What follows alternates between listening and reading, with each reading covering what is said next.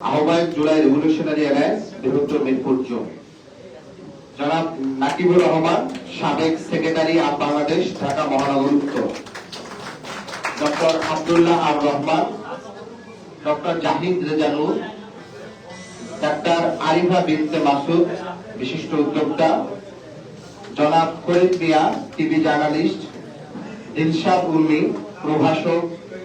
শিবলি Noman, software developer, Najmun Nahar Laizu, physiotherapist, Mohammad Wahid Parvez Tipu, আহ্বায়ক মোহাম্মদপুর উন্নয়ন forum,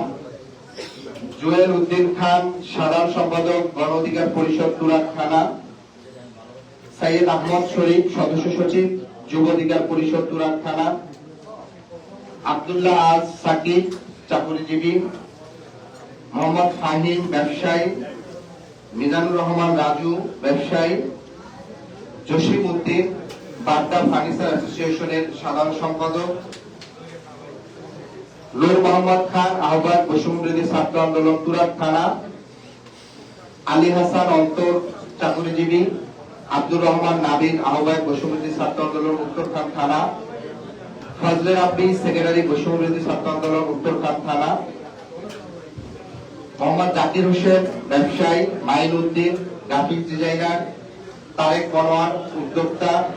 Saiful Islam Sayed, বেসরকারি চাকুরিজীবী, মোহাম্মদ আলম, চাকুরিজীবী,